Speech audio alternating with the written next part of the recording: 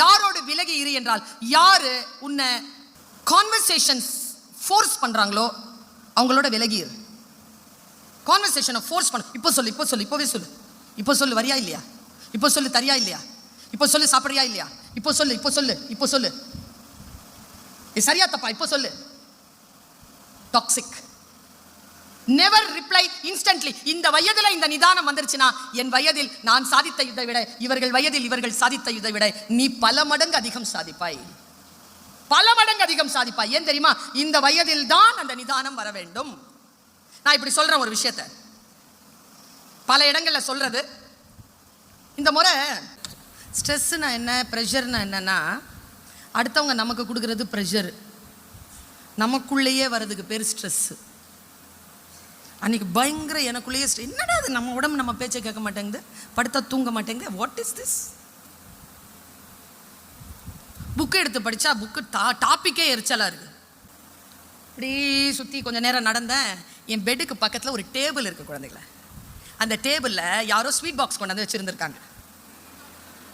Sweet box திறந்து பார்த்தா பிரமாதமான ஸ்வீட்ஸ், பெருசு பெருசாக.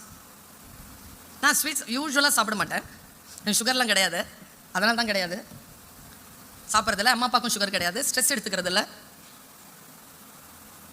ஆனால் ஸ்வீட் சாப்பிடணும்னு தோணுச்சு. ஒன்று சாப்பிட்டேன், இந்த பெரிய ஸ்வீட். இன்னொன்றும் சாப்பிட்டேன். சாப்பிட்டு நிறைய தண்ணி குடிச்சேனா தூங்கிட்டேன். அட காலையில் 6:30 மணிக்கு எந்திரிச்சு ஒரு பெரிய ரகசியத்தை கண்டுபிடிச்சேன். ஸ்வீட் சாப்பிட்டா ஸ்ட்ரெஸ் போகும். சரியா? அப்புறமா தான் கண்டுபிடிச்சேன்.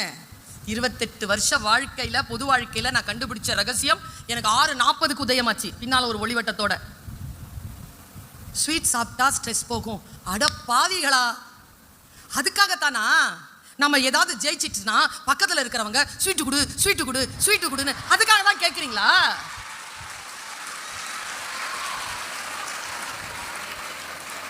ஐயோ, ஒரு பெரிய உண்மையை கண்டுபிடிச்சேன். என்னன்னா, ஜெயிச்சிட்டா அடுத்தவங்களுக்கு ஸ்வீட் கொடு, தோத்துட்டா நீ சாப்பிடு. நான் சொல்வது யாருக்கு புரிகிறதோ இல்லையோ சுபத்ரா, உனக்கு கூடவா புரியவில்லை? சில பேர் பொறாமப்படுவாங்க. இந்த வயசுல இல்லைன்னு நினைக்கிறீங்களா மேடம்? எனக்கு தெரியாது டீச்சர்ஸ் மத்தியிலலாம் இருக்கான்னு. அதெல்லாம் ரொம்ப கஷ்டம் மேடம். நான் சாயந்தரமா பேசுறேன் அந்த விஷயத்தை. உண்மையா நான் சொல்றேன் குழந்தைகளை, இந்த பக்கத்தில் இருக்கிறத நம்மளை வேலை செய்ய விடாம, படிக்க விடாம தடுக்கிறதுக்கு என்ன காரணம்னு நினைக்கிறேன்? அதுங்களுக்கு ஸ்ட்ரெஸ்ஸு. நம்ம ஜெயிச்சிட்டா அதுங்களோட இருக்க மாட்டோன்றது அதுங்களுக்கு தெரியும். அதனால நம்மளை ஜெயிக்க விடாம பார்த்துக்கிறாங்க. நான் என்ன சொல்றேன், நம்மளை ஜெயிக்க விடாம பார்த்துக்கிறாங்க மத்தியில் இருக்காத, இன்னைக்கே ஃப்ரெண்ட்ஷிப்பை கட் பண்ணு. இதை சொல்றதுக்கு தான் அவ்வளோ தூரம் ஃப்ளைட் ஏறி வந்தியான்னு கேட்காத, அதுக்கு தான் வந்திருக்கிறேன். நாட் ஒன்லி ஸ்டூடெண்ட்ஸ், வாழ்க்கையில் யாராக இருந்தாலும் டாக்ஸிக்கா உனக்கு எதிராக ஸ்ட்ரெஸ்ஃபுல் லைஃபை அவங்க லீட் பண்ணிட்டு உன்னை ஸ்ட்ரெஸ்ஃபுல் ஆக்குனாங்கன்னா அவர்களை விட்டு விலகி இரு. இது நான் சொல்லும் மிக முக்கியமான ரகசியம். Drop them. நெகட்டிவா யாராவது பேசியிருந்தாங்கன்னா ட்ராப் தெம். நெகட்டிவ் ஃபோர்ஸை உள்ள எடுத்துக்காத. கல்வி என்பது என்ன தெரியுமா? இப்ப நீ படிச்சிருக்கிற எல்லா படிப்புக்கான விளக்கத்தையும் நான் சொல்றேன், இதை பயன்படுத்து. பல நேரங்களில் இந்த வயது குழந்தைகள் பயன்படுத்துறதே இல்லை, அதனால தான் ஃபெயிலியர் ஆகுறீங்க. ஃபெயிலியர் ஆகாத குழந்தைகள் எப்படி பயன்படுத்துறாங்கன்னு பார்க்குறேன் பாரு. நான் கல்விங்கிறத புரிஞ்சிக்கும் போது எனக்கு ரொம்ப குறைஞ்ச வயசு, ஸ்கூல் படிச்சுட்டு இருக்கிறேன் நான். எனக்கு புரிஞ்சு போச்சு கல்வினா என்னன்னு புரிஞ்சு போச்சு எனக்கு. I am not result oriented girl, I am a process oriented girl. நான் ப்ராசஸை தான் ரொம்ப ரசிப்பேன், ரிசல்ட் என்ன வேணாலும் வரட்டும். இந்த ப்ராசஸை ரசிக்கிற அந்த தன்மை போனதுனால தான் இன்னைக்கு மேத்தமெட்டிக்ஸ் மேலே ஆர்வம் போயிடுச்சுன்னு நினைக்கிறேன் நான். எல்லாரும் ரிசல்ட் ஓரியன்டாக இருக்கிறாங்க. மேத்தமெட்டிக்ஸ்ங்கிறது வந்து process oriented, it's a language. Language நமக்கு தெரியணும் அப்படின்னா நம்ம ப்ராசஸ் ஓரியன்டாக இருக்கணும். என் படிக்கிறத என்ஜாய் பண்ணு, எக்ஸாமினேஷன் அப்புறமா பார்த்துக்கலாம். முதல்ல படிக்கிறத என்ஜாய் பண்ணு.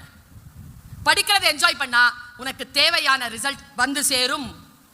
நான் ஒரு கவிதை படிச்சுட்டேன்னு வச்சுக்கோயேன், நான் ரொம்ப என்ஜாய் பண்ணி அதை படிச்சுட்டேன்னு வச்சுக்கோயேன், நான் ஒரு 3-4 நாடுகளுக்காவது பயணம் பண்ணிட்டு வந்துடுவேன் அந்த கவிதையோட.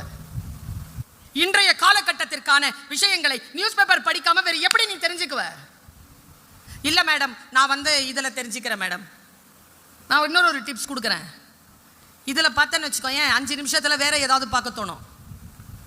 நியூஸ் பேப்பர் கையில் வச்சுட்டு இருந்தேன்னா வேற எதுவும் பார்க்க தோணும். அந்த நியூஸ் பேப்பர் முழுக்க படித்து முடிப்பேன்.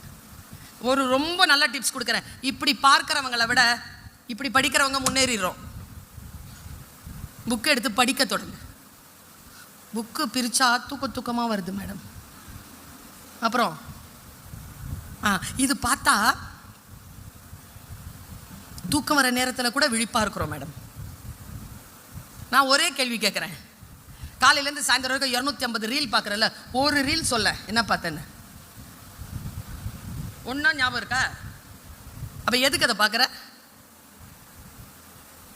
பொழுதுபோக்குங்கிறது தான் உலகத்திலே எனக்கு தெரிஞ்ச தமிழில் இருக்கக்கூடிய ஆகப்பெரிய கெட்ட வார்த்தை. அது சும்மா இருந்தாலே போயிடும். அந்த பொழுதை நீ எதுக்கு போக்குற? இப்போ நாங்கள் மேடையில் உட்காந்துருக்கோம்ல, நினைச்சாலும் கிடைக்காத ஒன்னே ஒன்று உங்ககிட்ட இருக்கு, இளமை. நீ வச்சிருக்கிறிய. இவங்களால முடியுமா? என்னால் முடியுமா உன் பொசிஷனுக்கு வரத்துக்கு? நீ கொஞ்ச நாள்ல எங்ககிட்ட வந்து உட்காந்துருவ.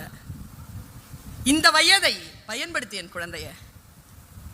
அதை ஹார்மோன் விஷயமா பயன்படுத்தாம அந்த ஹார்மோனை, அந்த டோபமீனை எந்த வகையில நீ பயன்படுத்தணும்னு நான் சொல்லி கொடுத்துட்டு போறேன். ரீப்ரொடக்டிவ்காக அதை பயன்படுத்துறதுல இருக்கிற நீ. நான் சொல்லட்டுமா?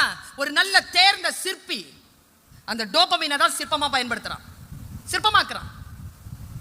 இப்ப நான் பேசிட்டு இருக்கிறேன், இந்த எனர்ஜி என்னன்னு நினைக்கிறேன்? என்னுடைய ஹார்மோனை நான் இப்படி தான் பயன்படுத்துறேன். உன்னுடைய ஹார்மோனை நீ எப்படி பயன்படுத்துறேங்கிறத யோசிச்சுப்பார். நான் அம்மா இந்த வார்த்தையை சொல்றேன், 2 வார்த்தையை சொல்றேன், வீட்டில் எடுத்துட்டு போய் வாசி. இப்போ சொல்றது உள்வாங்கி வச்சுக்கோ, இப்போ யோசிக்காத, கடினமா இருக்கும். எதை இந்த உலகத்தில் தொட்டாலும் குழந்தையே, எதை தொட்டாலும் அதற்கு என்று ஒரு விலை இருக்கிறது. அந்த விலையை தராமல் நீ அந்த பொருளை தொடவே முடியாது. வீட்டில் போய் யோசிச்சு பாரு. நான் சொல்றது தொடுவது என்பது நாட் ஒன்லி பிசிக்கல். இப்போ நீங்க உட்காந்து பேசிட்டு இருக்கிறல்ல, நீ உட்காந்துட்டு இருக்கிறல்ல, இங்க நான் இன்னைக்கு நின்று பேசிட்டு இருக்கிறல்ல, நான் என்ன விலை கொடுக்குறேன், நீ என்ன விலை கொடுக்குற தெரியுமா? நீ ஃப்ரீயா வந்து இங்க உட்காந்துட்டு இருக்கிறேன்னு நினைக்கிறியா? என் பேச்சுக்கு நீ விலை கொடுக்கலன்னு நினைக்கிறியா? என்ன விலை கொடுத்த? காசு கொடுத்தியா? காசு தானே நமக்கு விலை கிடையாது. நான் சொல்லட்டுமா நீ கொடுக்குற விலை என்னன்னு? எஸ், உன் வாழ்க்கையில் நீ மறுபடியும் பெற்றுவிடவே முடியாத அந்த வாழ்வின் மணித்துளிகளை இதோ என் பேச்சிற்காக தந்து கொண்டிருக்கிறாயே, அதுதான் என் பேச்சிற்கு நீ தரும் விலை. நான் என்னுடைய வாழ்க்கையில் மறுபடியும் பெற்றுவிட முடியாத என் மணித்துளிகளை உனக்காக தந்து கொண்டிருக்கிறேனே, அதுதான் நான் உனக்கு தருகின்ற உண்மையான விலை. இவங்க எனக்கு பணம் கொடுக்குறாங்கன்னா என் டைம்க்கு தான் பணம் கொடுக்குறாங்க. என் புத்திக்கு பணம் கொடுக்க முடியுமா? இந்த டீச்சர்ஸ்க்கு நீங்க புத்திக்கு பணம் கொடுத்துட முடியுமா? அவங்க கொடுக்கிற டைம்க்கு தான் பணம். டைம் குழந்தைகளை, நேரம், காலம், காலத்தை அறுவடை செய். அதனால தான் செத்து போறவங்க கூட காலமானார்னு சொல்றோம் நாம. Become time. Time is everything. அந்த டைமை நீ எந்த அளவுக்கு அறுவடை செய்ய போகிறாய்? நான் இந்த விஷயத்தை நிறுத்துறேன். இப்போ 2 விஷயம் சொல்லிட்டு நிறுத்துறேன். முடிஞ்சா நீ என்னோட வந்து கனெக்ட் ஆகு, பார்க்கலாம். நான் அந்த வெளிநாட்டுக்கு போகும்போது ஒரு காரில் ஏறினேன், சான் பிரான்சிஸ்கோவில். அந்த காரில் டிரைவர் இல்லை. அந்த கார் டெஸ்லா. ரொம்ப பயமாக இருந்துச்சு சார். அந்த சீட் அதுவாக செட், யாருமே இல்லை காரில், அதுவாக செட் ஆகுது. அது என்கிட்ட கேட்குது. நான் சொல்கிறேன், இந்த ரெஸ்டாரண்ட் பேர் சொல்கிறேன், அவ்வளோதான். கார் தொடங்கிருச்சு. அழகாக இதில் நிற்கிது, என்ன சிக்னலில் நிற்கிது. ஆட்கள் யாராவது வந்தாங்கன்னா, ரோட் கிராஸ் பண்ணாங்கன்னா நிற்கிது. கரெக்டாக போய் என்ன அந்த இடத்த அப்படி பார்க் பண்ணிச்சு சார். அந்த பார்க்கிங்கில் நான் கார் ஓட்டுவேன், ஆனால் பார்க்கிங் எனக்கு சரியாக வராது. பார்க்கிங் அவ்வளோ சூப்பராக பண்ணிச்சு அது, வித்தவுட் டிரைவர். என்னடா இது இப்படி இருக்குது நாடு, எப்படிடா இப்படி முன்னேறானுங்கன்னு. அப்புறமா வெளியில் வரும்போது அந்த டெஸ்லா அந்த கம்பெனியுடைய ஓனர் பேர் என்னப்பா? பதில் இங்கிருந்து வருது பார். ஏன்னா இதெல்லாம் எம்ஏ ஃபர்ஸ்ட் இயர், அங்கேருந்து வரணும் பதில். சொன்னீங்களா? Very good. இந்த சொன்னீங்களான்னு கேட்கும்போது அப்படி நீங்கள் பாருங்க, நான் சொல்லிட்டேன் நீ கேட்கல. ரெஸ்பாண்டிங் அப்படின்னு சொன்னதெல்லாம் react. Don't react, always respond. இந்த குவாலிட்டிஸ்லாம் நீங்கள் வளர்த்துக்கிட்டிங்கன்னா எங்கேயோ போய் தொடலாம். எங்கேயோ போய் நிற்கலாம் நீங்கள்லாம். சின்ன சின்ன குவாலிட்டி தான் அது. படம் என்பதற்கும் மனிதன் என்பதற்குமான வித்தியாசம் தான்.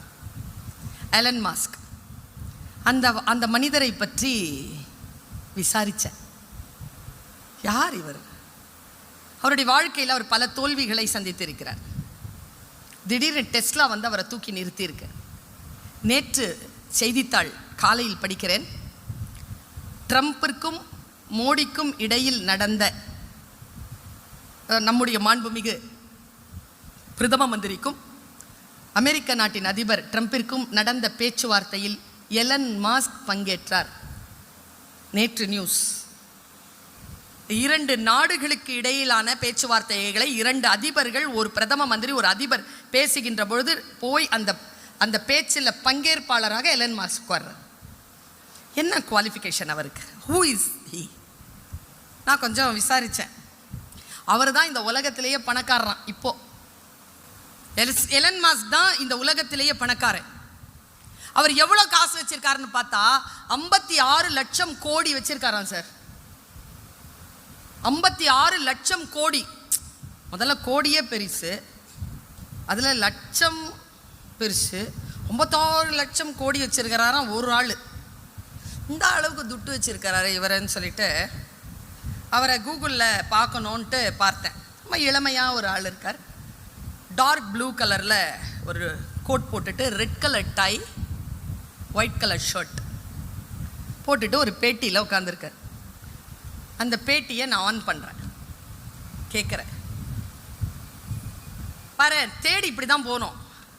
காலையில் கூட என் பையன் என்கிட்ட ஃபோனில் கேட்டார், அம்மா நீங்கள் மட்டும் எப்படிம்மா வித்தியாசமான செய்திகளை படிக்கிறீங்க, எது உங்களை அந்த மாதிரி கொண்டு போய் நிறுத்துதுன்னு என்கிட்ட கேட்டான். நான் சாயந்தரம் பதில் சொல்லணும் உனக்கு, அப்புறமா சொல்கிறேன்ப்பா, மீட்டிங் போயிட்டுருக்கிறேன்னு சொல்லிட்டு வந்துட்டேன். How you find all these great informations in your mobile? அது என்ன மூளை அது? நான் எலன் மாஸ்கை தேடி எலன் மாஸ்குள்ளே போயிட்டு அதிலேருந்து அவர் இன்டர்வியூ வரைக்கும் போயிட்டு அவர் பேச்சிலேருந்து வந்து அவர் ஒரு பதில் சொல்கிறது மாதிரி நின்று அந்த இன்டர்வியூ வரைக்கும் போயிட்டேன். அந்த இன்டர்வியூவில் அவர் ஒரு கேள்வி கேட்கப்படுது. மேடம், நல்லா தெரிஞ்சுக்கோங்க, யாராவது ஜெயிக்கிறாங்கன்னு வச்சுக்கோங்களேன், அவ்வளோ சீக்கிரமாக அவங்க அந்த ரகசியங்களை சொல்ல மாட்டாங்க.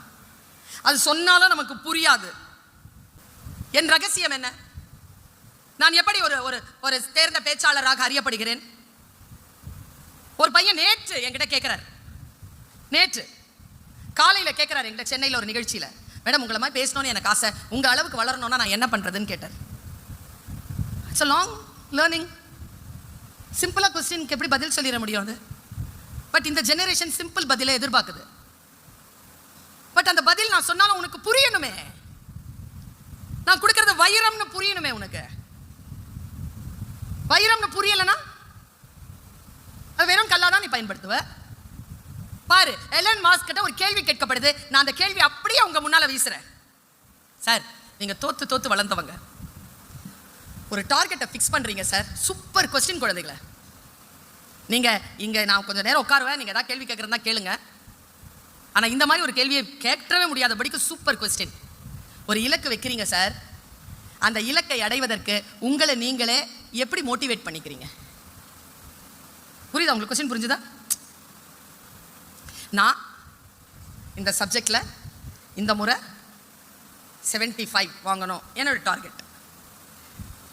இந்த யூனிட்டை நான் முடிக்கணும் டார்கெட். அதை அடைய முடியாமல் நம்ம வந்து தோத்துடுறோம்ல, தோக்குறோமா இல்லையா? ஜனவரி 1 வந்துச்சா, நிறைய ரெசல்யூஷன்ஸ் எடுத்தோமா? எப்போ கைவிட்டீங்க அதை? அது ரொம்ப வெக்கம் இல்லாமல் அன்றைக்கே கை விட்டுட்டோம் மேடம். எல்லாரும் சிரிப்பாங்க. ஐ, சபையில் அது கைத்தட்டலுக்குரிய விஷயம் இல்லை. அது நீ ஒரு ரெசல்யூஷனை எடுத்துட்டு நீ அதை கைவிட்ட? இந்த கேள்வியை தான் எதிர்மறையா எலன் மாஸ்க் கிட்ட கேட்குறாங்க.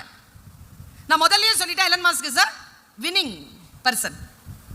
அவர் சொன்ன பதிலை நான் உனக்கு அப்படியே சொல்றேன். எலன் மாஸ்க் தந்த பதில். Can I have the question again? Sir, நீங்க ஒரு மோட்டிவை வச்சிட்டீங்க சார்.